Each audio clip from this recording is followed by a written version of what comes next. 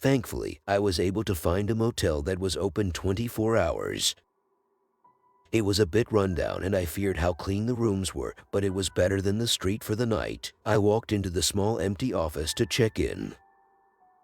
I imagine the clerk was taking a nap, not expecting anyone to show up on the middle of the night. It took him a few minutes to arrive, and in those few minutes I started to snoop through the magazines on the counter. Old things about to be thrown away.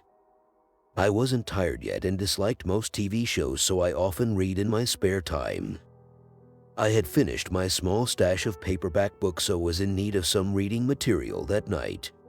In that pile of faded magazines was a notebook, a thin one meant for schoolwork.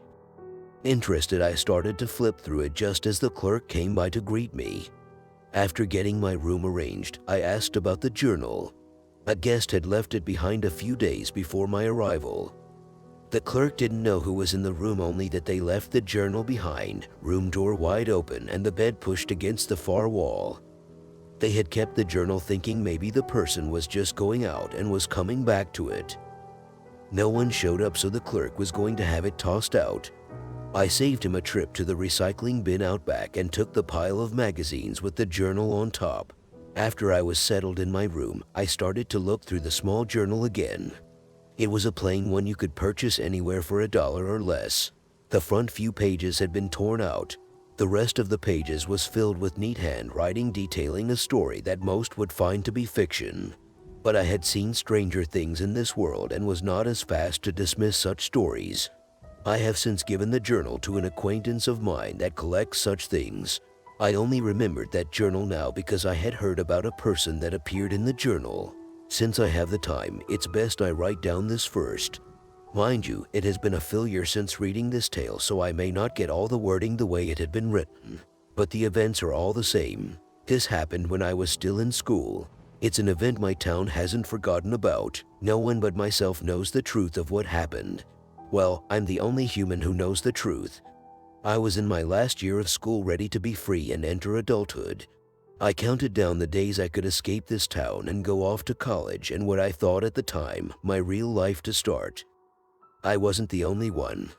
My two friends also wanted to get out of the slow and boring town. We all had different plans but swore we would keep in touch after grad. To celebrate, we planned to go camping over one of the last long weekends of our teenhood. Everything had been planned out months in advance. Funds put aside and booze hidden away for when the time came.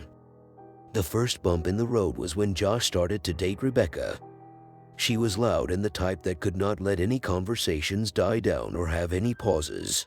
I did find her annoying, but I liked how Josh was happy with her. I did think she was really a bad person or hated her. I just could only spend so much time around her at a time. I never told him, but I think Josh knew.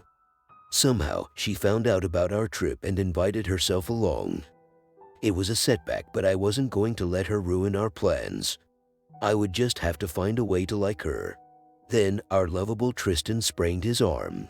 He was a big goofball and must have had bones of steel for never breaking one before. His mother was the overprotective sort and nearly didn't let him go into the woods with a sprained arm. I really wish he had listened to her.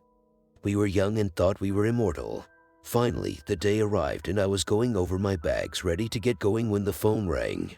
My parents answered it, and in the next few minutes they were in a frenzy. I had a sick aunt that lived out of state. She had been in for treatments and I guess wasn't doing well. My father and mother needed to go and see her and I had offered to come with. They told me my aunt would want me to go on my trip after looking forward to so badly. They didn't think I needed to go with them, but the problem was what to do with my younger brother. He was 13, and unlike Tristan, did not have bones of steel. He was accident-prone combined with the worst luck of any person on the planet. Even though he could have been on his own for a night or two, it wasn't worth the risk.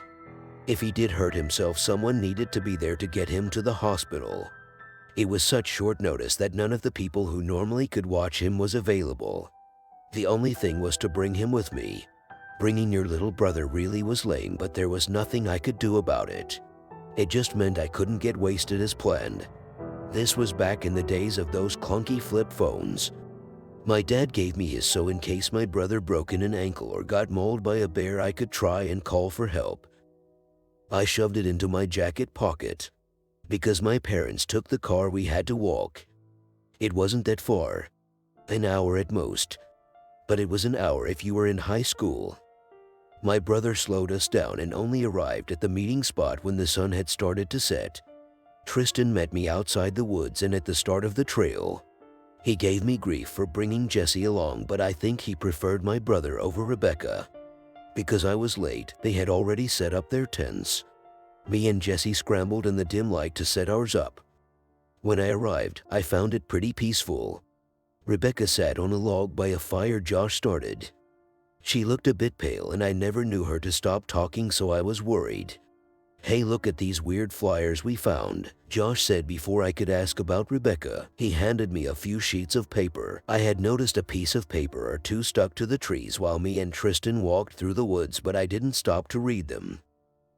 Apparently, they had found a bunch but used them to start the fire. Lost in the woods, call this number. Need help, call it. Seeing strange things, you guessed it, call this number. Each paper had the same phone number written at the bottom. Josh took the flyers back and tossed them in the fire before I memorized the number. Back then, not everyone had cell phones. I already had forgotten I had my dad's phone in my pocket. If I did, I think we would have messed around trying to call it. But all of us was unaware of the phone and just burned the papers. "Hey Jesse, what don't you go and find some more and some wood for us?" Josh suggested when he saw my brother already was getting bored. That child took off holding a flashlight, glad to be trusted by an older person to do an important job.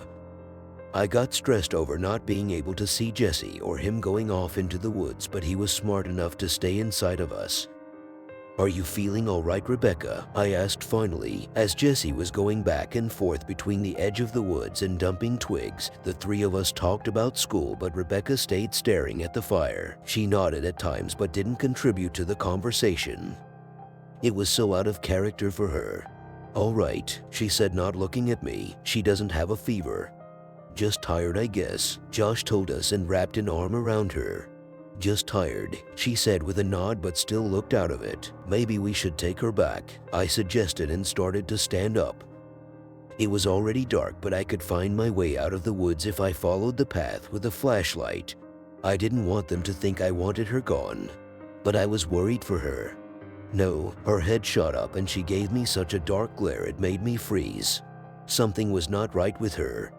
She must have realized how odd she was acting, so she forced her face into a strained smile.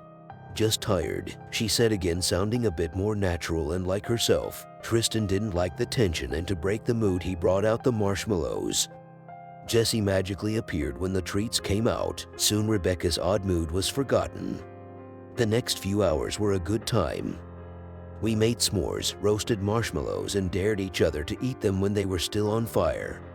Our plan was to drink, but we only had a beer each. Jesse tried a sip and gagged on the taste. Even with our slight planned hiccups, we had a good time. Hours of chatting and sharing dumb stories, talking about future plans. When Rebecca decided to turn in, I thought it would be best if we had an early night. I put Jesse into our tent and stayed outside to help Josh chop some firewood. Tristan still had a sore arm, so he went to his small single tent next to mine, leaving us the work. We knew if we didn't do it that night, we would be too tired and lazy in the morning. Josh brought a small hand axe to make it easier. It didn't take very long to make a decent-sized pile. Jesse did a good job of finding small branches, but we needed bigger pieces to keep the fire going. I don't remember what my last word had been to Josh. Most nights I sit awake trying to think what I said to him when he went into his tent, or if I said anything to him at all. As last hours with your friends go, I had a good few. Inside the tent was a little bit crammed with me and Jesse. Somehow I was able to sleep for an hour, but because of the small space, Jesse woke me up when he sat up. He crawled on me trying to find the flashlight. I was a little annoyed being woken up. "What are you doing?" I whispered in case everyone else was sleeping. "I need to pee," Jesse whispered back. I groaned. I didn't need to go, but I couldn't let Jesse go out on his own and get eaten by some wild animal. For some reason, a mental image of a monster-sized owl swooping down and just taking my brother away made me snort laugh. Knowing his luck, that would happen to Jesse. "I'll come with you." I got up and grabbed my jacket. Getting out and stretching, I waited for Jesse to start walking. Our fire was still going weakly. Jesse turned on the flashlight and swept the beam of light into the woods, testing it out. I saw a flicker of white in the light and thought it was another one of those weird flyers stuck to a tree. I stared at the white shape, trying to make it out right, and was distracted when I heard Josh's tent open. Staring at the white shape in the darkness, I saw it move. I was so sure it was just paper fluttering in the wind. But then another white shape came from behind a different tree. Then another. Next to me, Jesse screamed. On reflex, I wrapped an arm around him and shot my head over towards Josh's tent to see what had scared my brother so much. Rebecca stood barefoot looking at us, just tired, she said in a strained voice that did not belong to Rebecca. Her front was covered in so much blood it dripped into the dirt below her. She still had her face, but her body looked too skinny and too pale. Long twisted fingers reached out towards us and she took a stumbling step closer. No, just red. Everything happened at once. Tristan came shooting out of his tent to see what the scream was about. He stared in shock at Rebecca and couldn't do anything when a blur of white came shooting out of the dark woods and in top of him. I darted forward to grab the axe beside the fire pit, but let go of Jesse when I did. My dumb little brother ran. He ran screaming into the woods, still holding the flashlight. I had an awful decision to make. One I still regret to this day. A creature was on top of Tristan, my dear friend, screaming, struggling to get it off of him. It was deathly thin and pale. Its mouth filled with countless teeth snapping, trying to get a bite out of his face. Rebecca still hadn't moved. I saw more faces of the pale creatures slowly coming out from behind trees. Axe in hand, I grabbed the thing off Tristan and pulled it off of him. I swung the axe into its neck, causing it to squeal horribly. Tristan looked up at me with a shocked, thankful look, but I left him. I don't think I killed the thing that had attacked him. I just turned and ran after one swing. I could still hear and see Jesse, so I couldn't stay and help Tristan. I don't know what happened to him after I left him behind. I wasn't even aware enough to realize I was still holding the axe, leaving him defenseless. I could only hope he got up and ran. I caught up to my screaming and crying brother. I grabbed his hand and we ran together, flying past more and more paper stuck to trees, not stopping to read them. Each paper a pale white, making us think those creatures were still coming after us. We saw some figures, but they were moving towards our camp for that moment. We ran in a panic. When I finally made us slow down, I realized in horror we didn't know where we were. We had gotten lost in such a short amount of time. Jesse was sobbing but had run so much he couldn't get enough air in to cry loud enough. My head darted around looking for more creatures. Keeping a grip on Jesse's hand, I made us walk, trying to find the trail. By sheer luck, was not only didn't come across any more creatures, but found ourselves in a clearing, the full moon giving us enough light to see by, so I made Jesse turn the flashlight off to save batteries and to not let the creatures see us. I let him cry as quiet as he could. I didn't blame him. Out of the corner of my eye, I saw white and raised the axe. On a tree beside us was a piece of paper that had not been there before. Paper I mistaken for a monster. As I stared at it, writing appeared. Lost in the woods, being chased by monsters, little brother with you. Your name is Cal, if that you call Jake. No. Really, call me. Under the words was the same phone number as before. It was just too weird. Being chased by monster was scary, but this was just weird. I was wearing my jacket and had the phone in the pocket. I didn't think we had anything to lose by calling the number. Our situation couldn't get much worse, right? Of course, I first tried to dial 911, but static only came through. With shaking fingers, I dialed the number. A single ring next to me made us both jump. You kiddos need some help. I pulled Jesse into a protective grip when I heard the voice. Beside us was a person that had not been there before, flip phone to their ear. Even in the situation we were in, I didn't trust the stranger. They were wearing a black coat so large it wasn't practical. The sleeves hung close to the ground and the collar covered half their face. By their voice and what was visible of their face, I couldn't tell what gender they were. But if this was Jake as mentioned on the paper, then I guess they were a guy. Jake was tall and only took 2 steps to get in front of us, staring down over the collar of the coat. Red hair covered half Jake's face and their right eye. The left eye was a deep glowing red that made me realize I was not dealing with someone human. "Can you help us?" Jesse whimpered and I held on to him tighter. "Well, sure I can," Jake purred, looking pleased by our fearful state. I saw more creature faces off in the distance through the trees. They looked weary of the newcomer, but I knew would come towards us soon. My distrust was forgotten when I saw the faces of the pale creatures start to surround us. "Please, save us from those Wendigos," I begged. I didn't actually know what those creatures were, so the first monster name that came to mind spilled out. "They're not Wendigos," Jake stated point blank. "Does it matter?" I spat out, my anxiety spiking when a pale face came even closer through the trees. "I does. If you say, oh please Jake, save us from some Wendigos." "I'm bound to only save you from Wendigos. These things could eat you and I could do nothing. Wording is important, you know." I was half listening to Jake, but I still got the point. Jesse was clinging on to me as he started to freak out over just how close the creatures had gotten. A brave one had gotten only a tree away. It stared at us with dead eyes, mouth wide and drool dripping to the forest floor.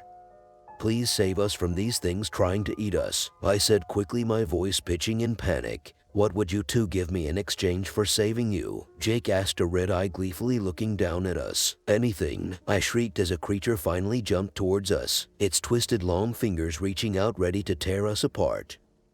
I was desperate and so overcome with fear I didn't think of what I had promised to give.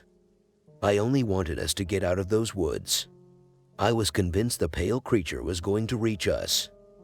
It was so close to my face I could feel its rancid breath, but then it suddenly was gone. Jake had moved so fast I didn't even see what had happened. One moment I was a second away from having my face bitten off, then the next the creature had its head crushed into a tree and the pale body limp on the ground. "Hold my coat." The coat was tossed at us, but I let it drop, being in shock of what had just happened. I stared at the dead creature, then looked around to see the rest retreating further back after one of their members had been killed. They still started at us through the darkness, but almost looked scared, jittering through the trees. "You're a girl?" I asked Jake, letting the first question that came to my mind slip out. There was a lot more pressing matter at hand, but for some reason that was what my brain wanted to say. Jake had a scar over the right side of her mouth that exposed teeth and twisted her top lip, making her have forever smirk. She was only wearing black shorts and a sports bra. And she was skinny. Skinny enough for me to see all of her ribs, but oddly enough her arms looked muscled. "Wrap the coat around yourself. It'll cover up your smell and protect you from those things trying to bite you. I need to attract them to me and put them into a frenzy to take them all out at once." Jake reached out and took my jacket sleeve and pulled so quickly it easily torn off. I was a bit annoyed but let her. She then roughly took my hand and I cursed when she cut a deep gash into the palm. Letting the jacket sleeve soak up the blood, she offered no apology. Jesse looked worried but also was too traumatized to react. When the sleeve was wet enough, Jake tied it around her forearm and walked away from us into the middle of the clearing we had stumbled into. I quickly wrapped me and Jesse under the large coat. I poked my head out the top so I could still see what was going on. The creature had started to make hissing noises when my hand was cut. They could smell the fresh blood and they no longer was scared of Jake. They only wanted to find the source of the smell to finally eat. With Jesse safely under the coat and my arms wrapped around him, holding as tight and close as possible, I watched what on earth Jake was going to do. Standing in the middle of the clearing, she waited for the creatures to come closer. The moon was full so I could see what was happening perfectly. A blur of white darted out towards her, only to he slammed down into the ground. Without giving it time to recover, Jake twisted its head clean off. That gave me some hope of living through the night. She was strong. strong enough to swat away the monsters that had killed my friends. Motivated by the smell of blood, 2 more creatures came at her. They screamed a horrible sound that made my stomach turn to ice. One had cut Jake's shoulder before it went down. She didn't seem to notice in the slightest. In fact, she was smiling. And I soon realized what our downfall could be. Jake was strong but could not deal with the sheer number of monsters coming for her. If more than 3 came at her at once, she would get cut or harmed before she could kill her attackers. I watched my fear returning as 2 more took a fallen one's place. Jake took a brutal cut across her stomach from the creature's claws, but for some reason, she started to laugh. Every cut she received, she started to laugh harder. Jesse started to shake under the coat, not seeing what I was, but the laughter was scaring him. He had no idea what was going on, and though a new monster had appeared, I held him, forcing myself to not worry. Jake was on our side. We would live through the night. That was all that mattered. What I saw next made me completely doubt that fact. Something else came from the forest. It made the remaining creatures scatter and try to get away, only to be caught and scooped up by the new monster's many arms. It had somewhat of a human shape. Countless human arms lined each side of its body. Human legs twisting together to make a pair supporting its massive weight. Its head was made up skulls and half-decayed faces. When it snatched up a creature, alive or dead, the bundle of heads parted to show a ring of sharp teeth. It tossed whole bodies down into the deep, endless-looking mouth. I had no idea how Jake was going to fight this thing, as injured as she was. A flicker of doubt on her face seeing the new monster made my stomach drop. I considered turning to run, but my legs wouldn't move. My body was shutting down, unable to do anything but watch as the monstrous thing launched itself across the clearing straight at Jake. I couldn't do anything as it bore its weight down on her, forcing her to the ground. With great strain, she kept it above her, her small arms looking like they were at their breaking point, lifting such a great mass. Arms of the monster grabbed at her, pinning her flailing legs down, trying to pull at her arms. Clawed hands started to dig into her stomach, tearing apart skin easily as she screamed. I felt bile rise to my throat as I stared in utter horror. Jake's organs were being torn from her while she was unable to do anything but scream. I thought we had lost. That was the end. The monster parted its head to drop one of Jake's legs it had ripped from her into its horrible mouth when her screaming stopped. In my utter confusion, I saw she was smiling again. A smirk that made it seem like everything was going according to her plan. "Gotcha," I heard faintly before her hair started to glow like embers. Then, a blast of flame shot up from her directly into the amalgamation's open mouth. And I mean a blast. A tunnel of flame shooting upwards, bringing to hot the monster's head, was burned to nothing in seconds. The light was so bright I could barely see, and the flames burned away leaves on trees at the start of the clearing. I had to duck under the coat, trying to protect my face and eyes from the heat. I don't know how long I stayed under the coat, holding my little brother, saying to him everything was going to be all right. I really wanted to just stop right then. The monsters were gone. We could rest, but I couldn't. I had to see what happened to Jake and if there was anything left of her. She was owed that much. Reassuring Jesse some more, I got out from under the coat, leaving him hidden. The air smelled awful. A mixture of burnt flesh and decaying meat made me gag. I composed myself to look around. Some small spots were flickering with flame. Bushes and leaves I hoped would go out before they turned into a real fire. I could still feel the heat in the air. The body of the monster was still, tossed aside and head melted off. Jake was next to it, half her body missing, but strangely one eye looking at me as if waiting for me to come closer. But she couldn't still be alive, right? "A little help here, Scout." Her hoarse voice made me jump and run over to her. I was going to lose my dinner if I looked at gore her stomach had turned into, so I focused on her face. "Need you to do something for me. How are you?" I started to ask, but she cut me off. "You need to cut off my head. Attach it to one of those creatures' bodies. One without broken arms, or one you think looks most attractive." She let out a laugh, but it was so hoarse it sounded like a cough. I don't think I can." I stuttered, feeling still on the verge of being sick. "You said you would do anything if I saved you, right?" With a final laugh and a smile still on her face, Jake stopped breathing. The remaining heat and the small fires flickered out at the same time as her. She was right. I did agree to do anything for her. Wording was important, as she said. I had to do this. I left the axe with Jesse. When I went to grab it, I checked on him, making sure he didn't see any of the dead around us. The first one that Jake had killed was close, so I picked it up under its arms and dragged it into the clearing. She had smashed its head, so I didn't need to cut it off, but cutting hers off proved to be an ordeal. I had to stop fairly often to dry heave and shake.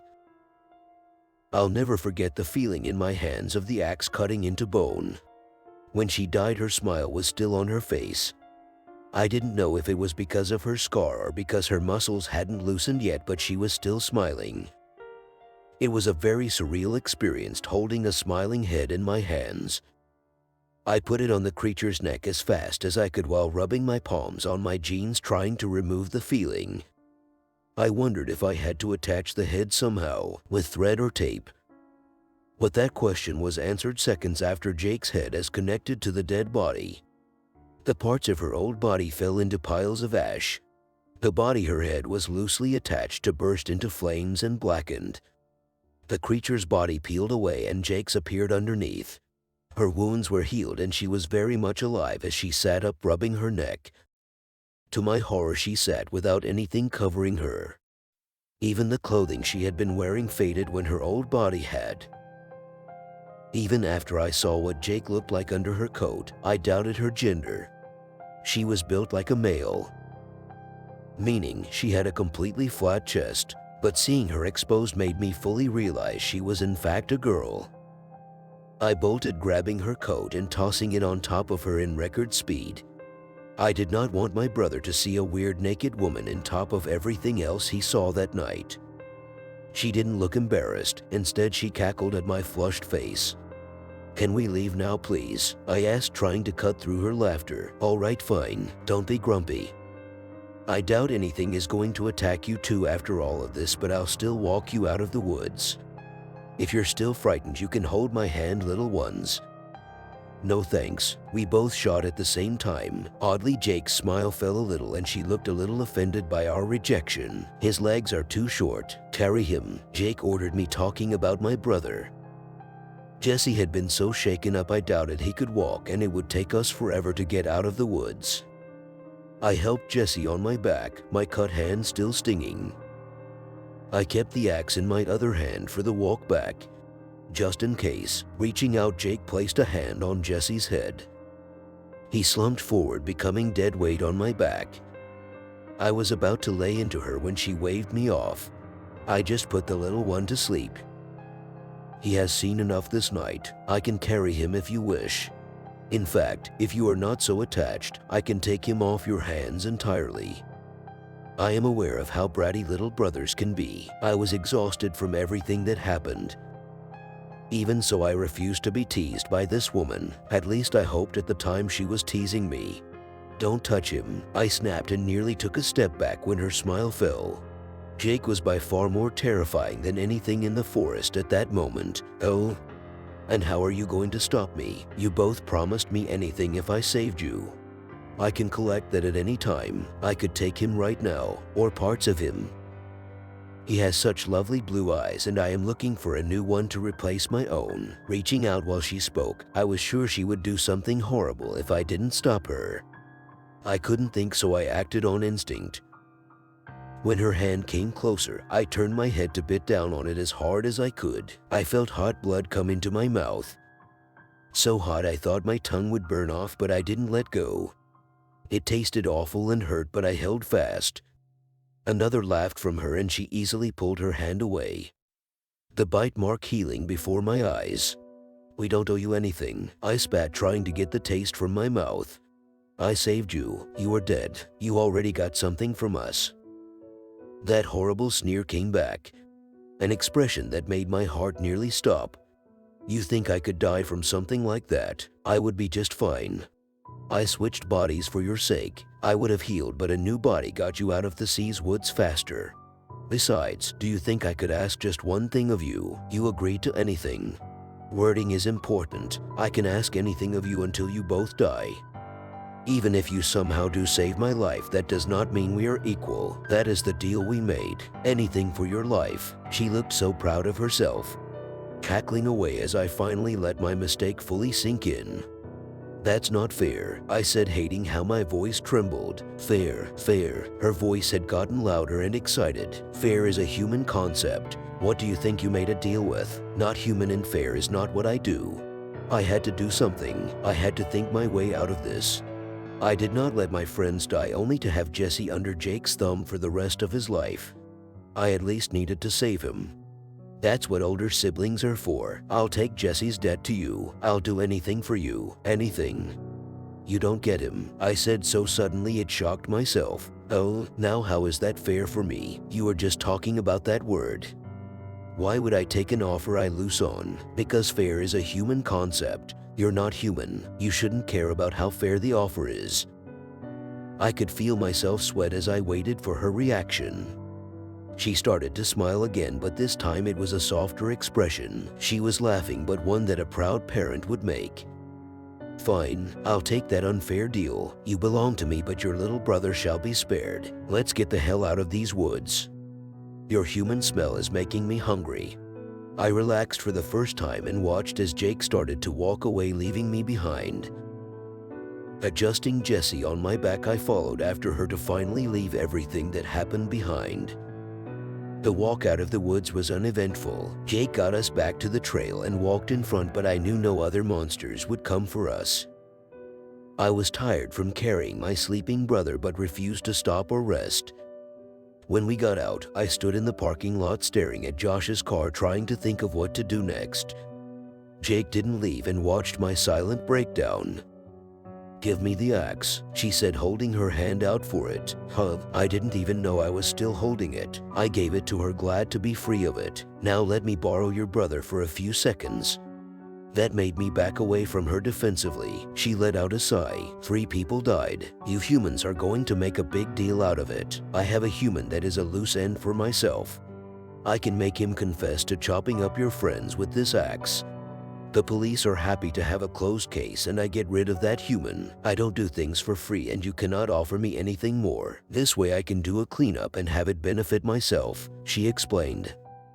"Those flyers, you knew we were in danger. Why didn't you save us sooner?" I asked, remembering the 4 of us at the camp looking at the odd papers. "You didn't call me. I cannot do things for free. I cannot come until asked. In fact, helping humans is not my job. I just do this for fun. It's my fault." Tears came to my eyes. I had a cell phone. "If I just called Jake sooner, we may all still be here." "No, it's not anyone's fault. Like I said, creature don't do fair. It's not fair one of your group was replaced and it killed your friends. You are not aware of the dark side of this world, so why would you bother calling for help if you didn't know of the danger?" I didn't know if she meant to try and cheer me up. It wasn't in her character, but it made me feel a small bit better. My friends were still gone, but at least I knew there wasn't much we could do about it. "I can alter your brother's memory. You and him left to piss in the woods, got lost, and when you came back a crazy man killed your friends. That is going to be the truth of what happened. Not a good truth, but one he can handle. And I find children are bad actors. I can't have him rambling about monsters." That made sense. I didn't want to trust her with my brother, but I did think in the long run it would be better for him to remember something a bit more down to earth. A therapist could deal with axe murder trauma. He would have more issues trying to get people to believe him about pale forest creatures. A few waves of Jake's hand over Jesse's forehead was all it took to alter his memory for when he woke up. "Why don't you change mine too? I don't think you want me to know about strange creatures of the night," I asked, but got a sharp kick to the shin. "I don't do things for free." Jesse was so traumatized by what happened his memory changed on its own. Got it. I got the hint. Apparently helping Jesse was a freebie. One we couldn't talk about and had to pretend Jake did nothing. And I can't change yours. You made a deal with me. Let's say I made a deal that I would save you for a nice dinner. Then you gave me that dinner and I just changed your memory of either not giving me what I was owed or to you saying you owe me something else. I hate the rules, but they keep some sort of order. If you make a deal with a creature, your memory cannot be altered, but some don't give a slightest care for the rules. Believe it or not, you got a good deal with me. I didn't want to consider the fact that Jake was really better than some monsters out there. She was a monster in her own right, but at least we made it out alive. Why did you save us? I asked. She mentioned that saving humans was not her job. She had gotten hurt, and I doubted having her organs torn out was fun in the moment. She looked back and forth and huffed as if she was debating if she was going to answer me. I have a soft spot for kids, she admitted, finally looking almost embarrassed. Before departing, Jake told me to keep her number. She gave me a grim prediction that once a person encounters a supernatural creature that are almost always killed by one even if they live through the first encounter. Everything played out the way she had said. A man confessed to killing Josh, Rebecca, and Tristan. They found their blood but no bodies. I fear my friend had been added to the amalgamation Jake killed, or turned into a pale creature that may still hunt in the forest. I stayed in my small sleepy town. You would think after what happened I would never go to the woods, but I now am a volunteer ranger. I'm the one who goes trying to find lost people. Sometimes I find them. Sometimes I don't. Jesse turned out as fine as he could. He's going to therapy still, but he's starting to date, which makes me happy. All I wanted was him to live a normal life. I could have easily thought the whole thing was a bad dream, something my mind made up. I wanted to force myself to believe that. I had never seen anything strange since, even in the woods. I've heard stories, but nothing like what I had gone through. I almost was able to settle down into a normal day-to-day life. Until she showed up to collect my debt. She told me to meet her in a motel room at 8 p.m. I don't know what she wants with me. I didn't ask. I don't think I'll be seen again. I don't know why I'm bothering to write any of this down. Anyone would think this was fiction or that I lost it. I still arrived hours early to write this story in my old school notebook. Even if one person finds it, I want to warn them about making deals. If it was just me that night, I would have let myself get eaten. But Jesse made it out. I don't know what cost it is going to be for me, but it's almost too great. I now know there are things far worse than death. If you ever find yourself in a situation that you can make a deal with a monster, and if you can take a second, please think. You do not want to be in debt to these things. And if you do become indebted, keep in mind, they are not fair creatures, and wording is very important. Sadly, that was all that was written in the journal. I was to leave the next morning, so I could not research the story further. Even now I am running out of time to write down what I read a year ago. My job does keep me busy. I had heard another story about this Jake recently. She was with a different creature and did not do much. But she was there. Maybe I can find more stories about her. I'll sit and listen to anything that comes my way. Don't forget to leave a like and subscribe to our channel for more spooky tales like this one. Until next time, stay safe and keep your lights on at night.